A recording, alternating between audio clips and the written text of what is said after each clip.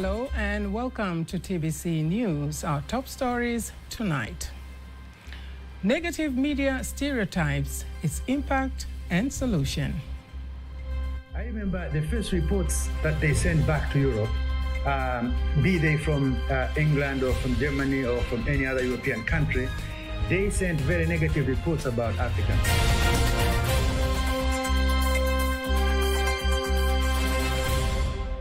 He joins global leaders set for 7th China International Import Expo.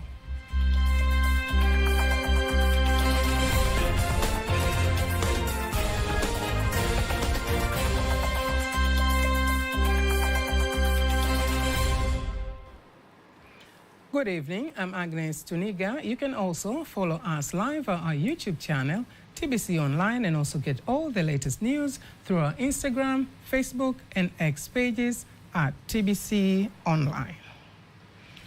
Africa, a continent rich in culture, history, and diversity, often finds itself cast in narrow, negative light in global media. From war-torn headlines to images of famine, the narrative is familiar yet deeply misleading. The October 2024 research findings by Africa No Filter and Africa Practice, dubbed The Cost of Media Stereotypes to Africa, indicates that Africa could be losing up to $4.2 billion annually in interest payments on its loans.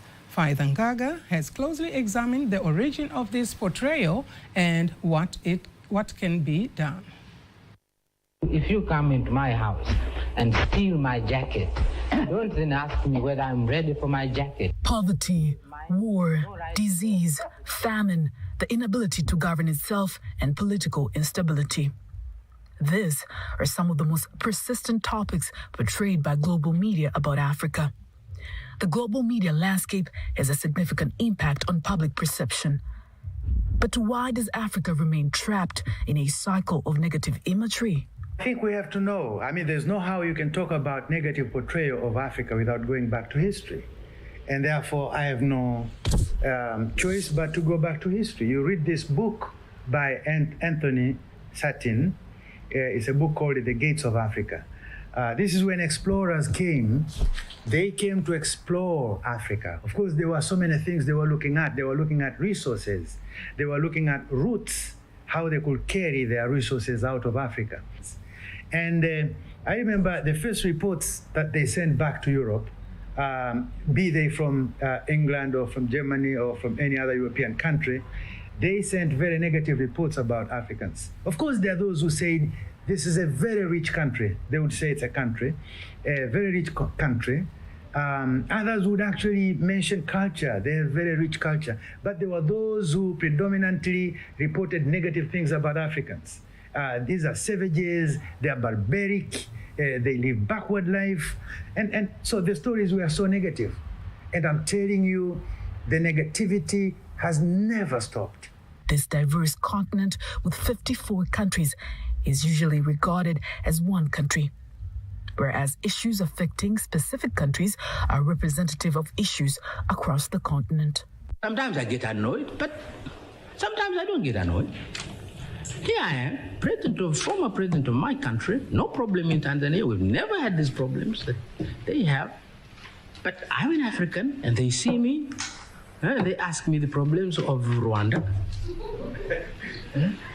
I say, but I don't come from Rwanda, but you come from Africa. The roots of this portrayal can be traced back to colonialism and even pre-colonial times, framing Africa as a place of need rather than a land of potential. All over the world, there are all these battles of power, and no one would actually like to tell you that you are powerful.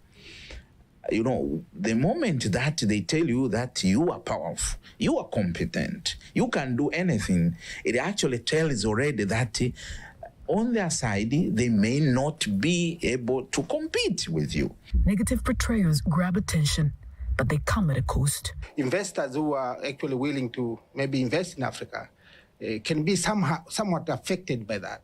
You know, so people will be hesitant actually, you know, bringing in their investments in a country or continent where there is political violence.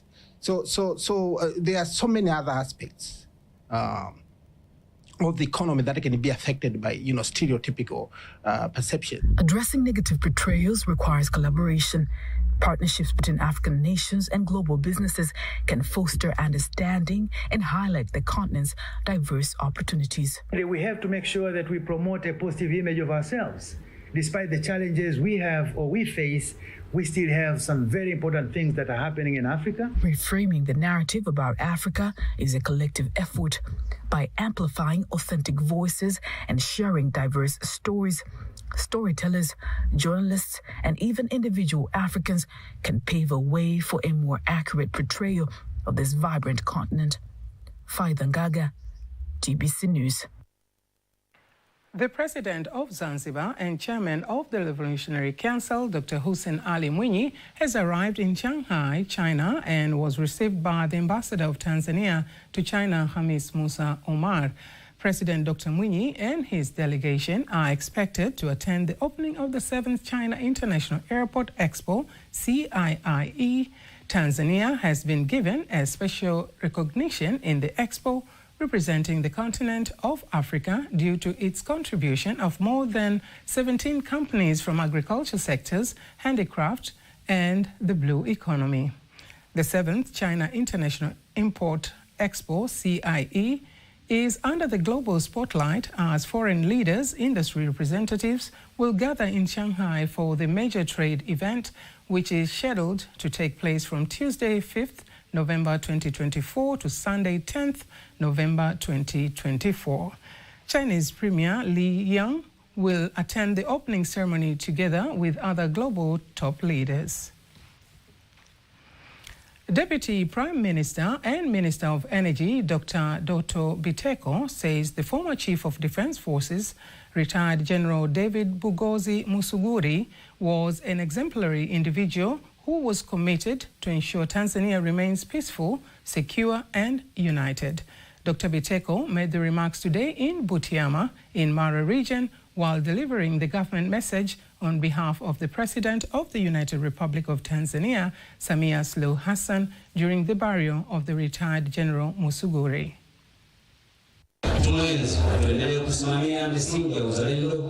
We will continue to uphold the principle of patriotism, peace, and solidarity among us. We have learned from this courage, patriotism, and the importance of valuing peace.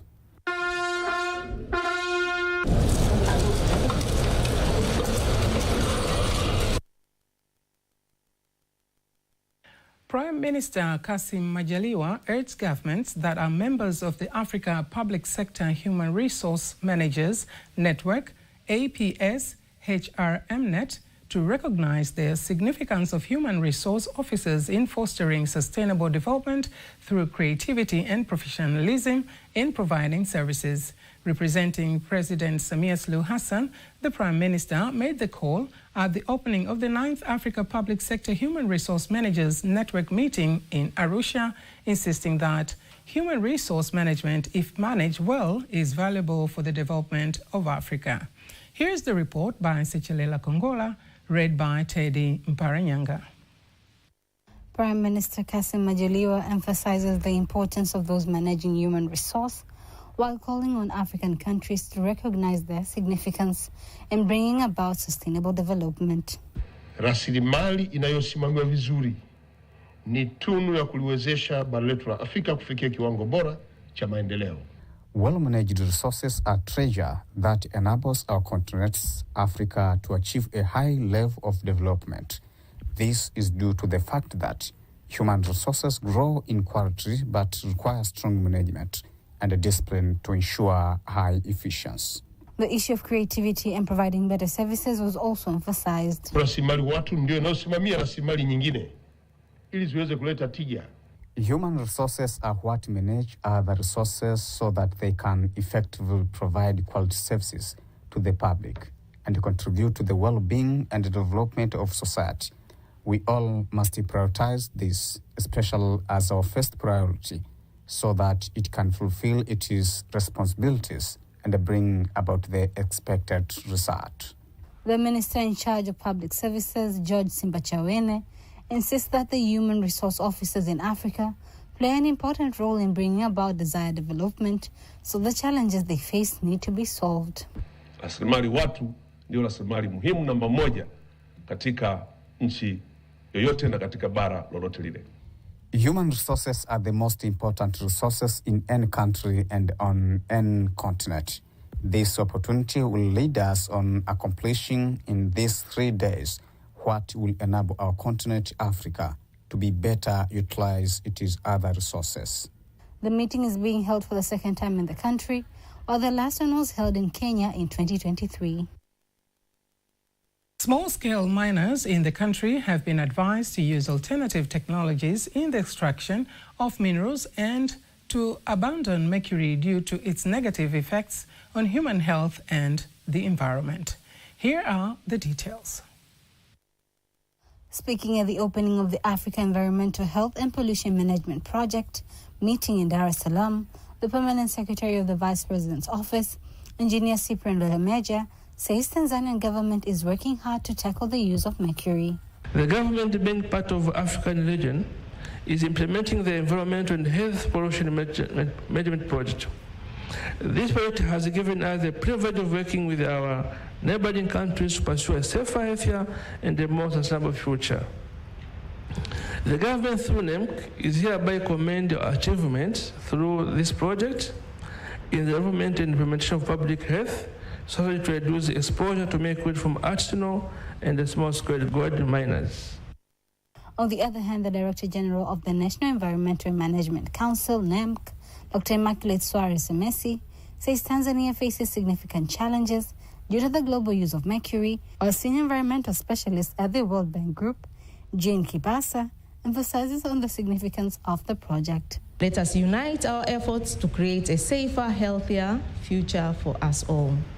In Tanzania, mercury is unfortunately being used in artisanal as well as small-scale gold mining activities, and this highlighting the need for alternative solutions that are both safe and sustainable. By fostering international cooperation and forging partnerships, we can develop effective strategies to mitigate the impact of mercury in Africa and beyond. This project, along with other programs, provides an excellent opportunity to start tackling the challenges on the knowledge, policy, and technology front, including those related to illegal and illicit trade of mercury in the region.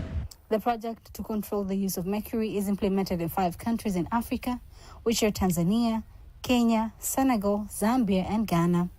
It also involves the use of electronic waste management for some countries. The World Intellectual Property Organization, WIPO, in partnership with the African Intellectual Property Organization, ARIPO, calls on African innovators to formalize their innovation ideas so as to protect their intellectual property. The call has been made by the head of the African Intellectual Property Organization Academy, ARIPO, Otle Rapuleng, during the opening of the ARIPO WIPO Training of Trainers program for the establishment of the Eastern Africa IP Hub held in Dar es Salaam. Workshop is a culmination of this project. It is the one to be organized, and similar workshops are also concurrently or in succession being undertaken in West Africa and Southern Africa region to cover the broader geography of Africa. As I conclude, I wish to note that it is indeed gratifying that this workshop has brought together experts with diverse skills and experiences. They will be equipped with the necessary knowledge and skills to later train specifically targeted audiences. Furthermore, the BRELA Chief Executive Director Godfrey Nyeisa says the field of intellectual property rights in Africa is still its infancy and that the Tanzanian government is taking initiative to improve, while Professor William Anangisye, who is the Vice Chancellor of the University of Dar es Salaam, adds that the developing countries like Tanzania, effective intellectual property management offers a pathway to economic transformation and prosperity. The government has endeavored to put in place a national intellectual property policy for proper and effective coordination of intellectual property, promote innovation and creativity through supporting research and development and encouraging entrepreneurship. The policy is at an advanced stage of being finalized. National cooperation is essential in addressing the global challenges related to intellectual property. Issues such as cross-border IP infringement, counterfeit goods, and the need for effective technology transfer cannot be solved in isolation. They require determined efforts from all stakeholders, governments, international organizations, private sector, and the academic institutions. The 4-day training involves 67 intellectual property trainers from 6 countries in Africa, including Tanzania, Kenya, Zambia, Malawi, Uganda, and Rwanda. Towards the AfriLabs annual gathering, which is expected to be held in Cape Town, South Africa from November 6th to 8th this year, the Director General of the Information and Communication Technologies Commission, ICTC, Dr. Nkundwe Maswaga, says the government of Tanzania is committed to continue to collaborate with the private sector to ensure that youth in various digital innovation centers are competitive technologically speaking during a workshop organized by Tanzania Hubs Network in Dar es Salaam. Maswaga says the plan targets those who underwent vocational training in higher education, expecting to shape the growth of the government's revenue.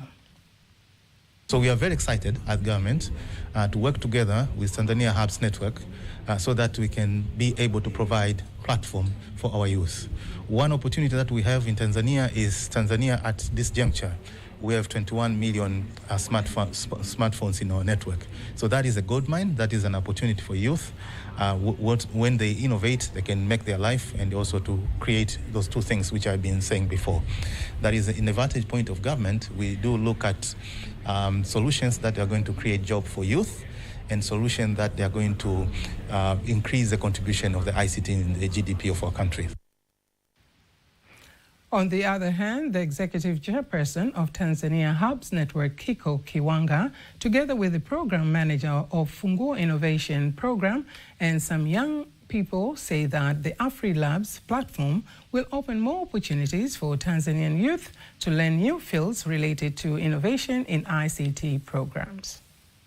Systems and design program that will have more quality and we can produce better startups. That will be a pipeline for investors, so we'll be able to attract more direct investment into our country, which will, in return, it will create jobs, especially for youth and women. They're also going to be able to showcase what they are doing and create partnerships that are going to be very important in actually pushing them towards more work and more impact in Tanzania ecosystem. So once they come back, they can then be able to implement or to what they have learned into their business model, be able to impact more of the startups that go ahead and then create more jobs and grow on the scale. Considering also that if AfriLabs is a very big conference that is done every year, so this is actually a very good opportunity for us. We take this as an opportunity for us to be able to connect with many other hubs across the African continent and to try and learn and see how we can leverage the partnerships formed in the AfriLabs event and to help our innovators, entrepreneurs in the country, because we believe that we can learn a lot from other hubs across Tanzania and across Africa, and we can. There are a lot of programs that other hubs are doing, and we believe we can tailor the same programs to match our needs. More than 15 young people from various digital innovation centers are expected to go to South Africa to participate in the AfriLabs annual gathering platform. The local government election not only offers youth opportunities to exercise their voting rights, but also is an opportunity for them to exercise their political leadership skills from the local level to the central government. My colleague Rioba Stevens speaks with Dr. Ellen Otaro Okadion, who is political scientist and global development expert, who shares her insight on the significance of the upcoming elections.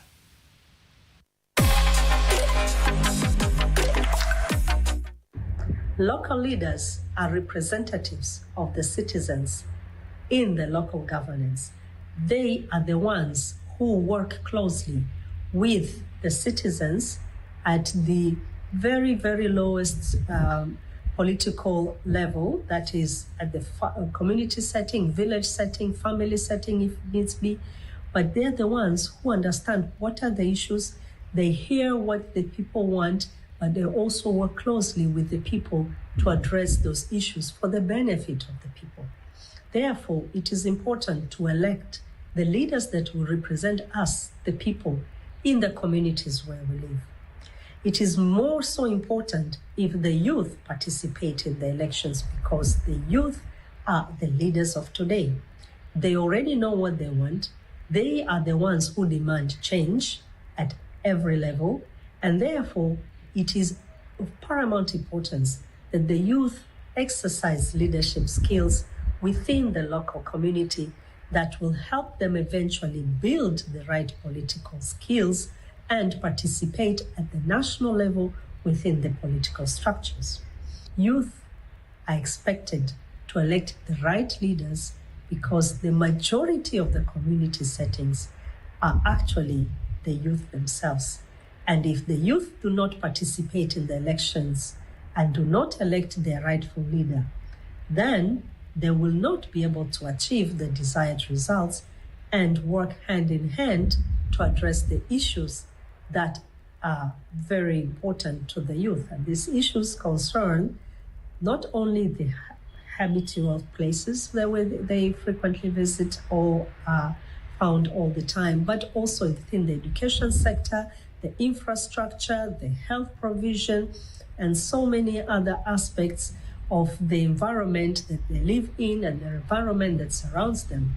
And every single local leader communicates with the counterpart within the specific region to make sure that the entire community within the region and eventually nationwide is receiving the right solution. So let us all participate in the local elections and the local governance and ensure that we have the right leaders who hear our voices, who work with us and for us, the citizens, for the benefit of our communities, and eventually contribute to the better governance and the better country that we all want to see and we strive to achieve.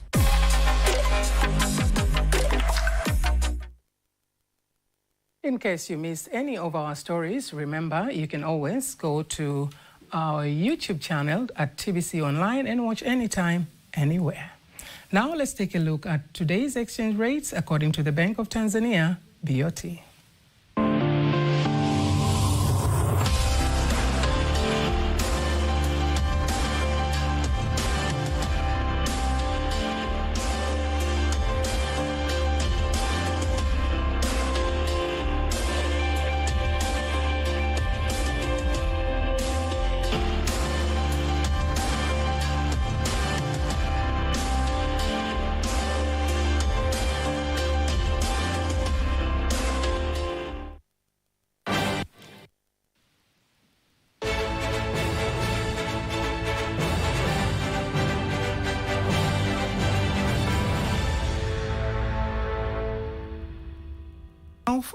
International news.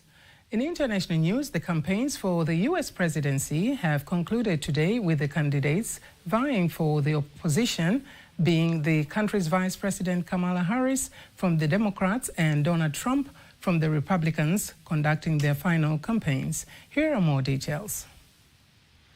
There is one day left before American citizens cast their votes to choose the president of the country.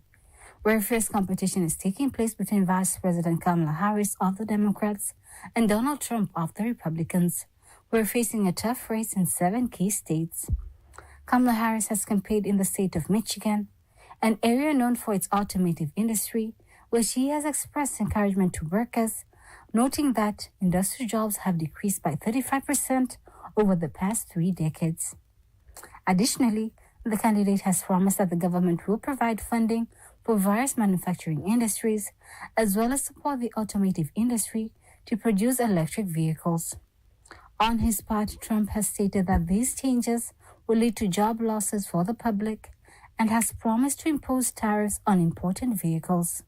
However, economic analysts claim that imposing tariffs may not strengthen the economy, but could hinder business growth, especially when consumers might struggle to purchase products due to high costs.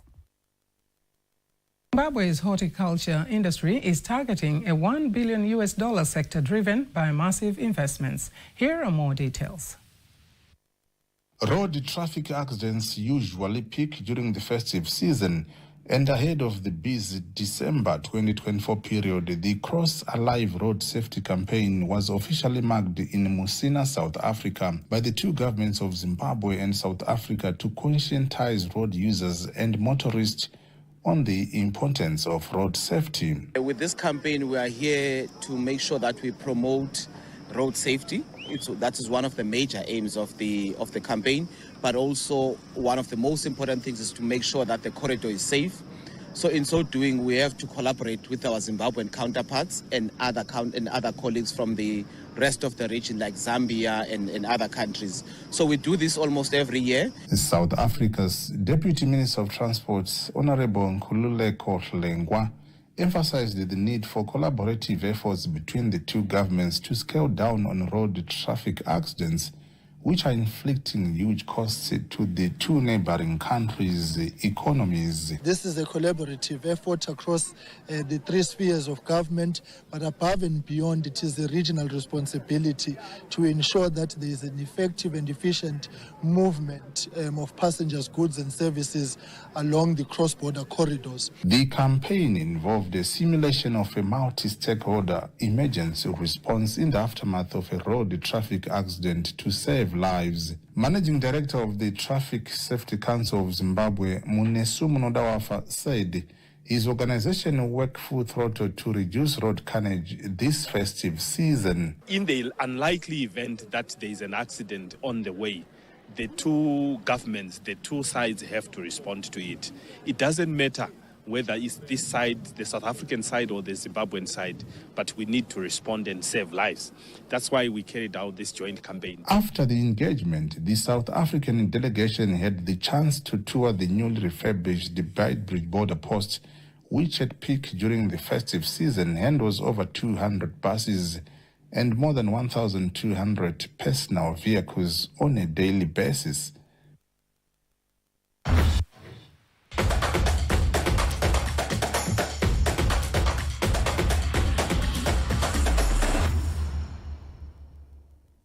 News. Tanzania Football Federation President Wallace Karia says the skills and knowledge provided by International Federation of Association Football FIFA to Tanzania football leaders will boost the development of the game locally and internationally. Speaking to TBC News, President Karia insists that the skills and knowledge injected by FIFA will make Tanzania football leaders to work more professionally as the FIFA instructor. Marcos Pical Agula says the best team will be able to participate in world football competitions.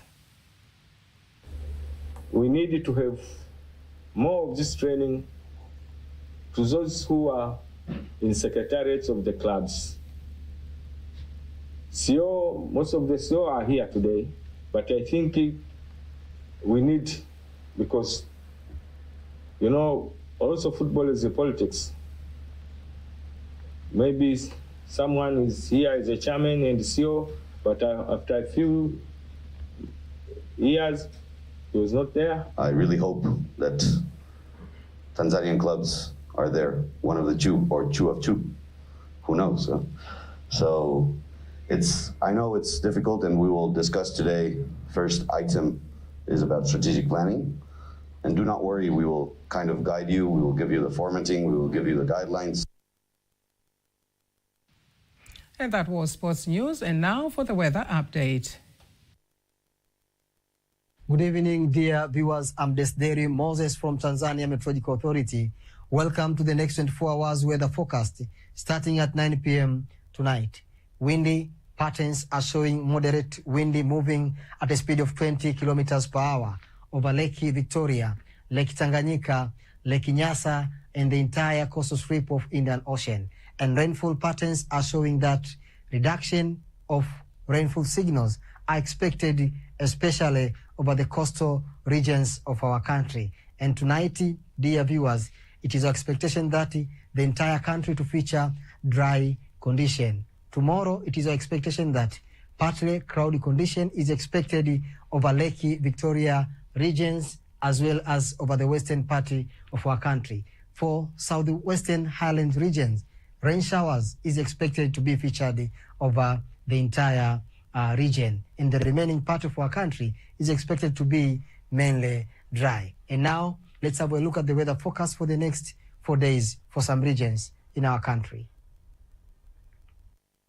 Light rain is expected over Dar es Salaam, and for the Dodoma region, sun periods is expected for the next 4 days. For Mbeya region, light rain together with sun periods are expected, while for Mwanza region, thunder showers are expected over the next 4 days. For Kilimanjaro region, light rain together with sun periods are expected in the next 4 days, as well as for Morogoro region, light rain is expected over the entire 4 region. For Arusha region, light rain and sun periods are expected.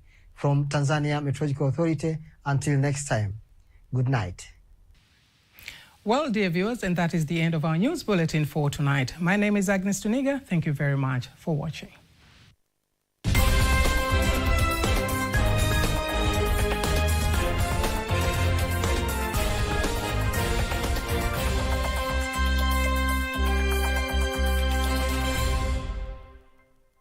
Unaangalia TBC One, ukweli na uhakika.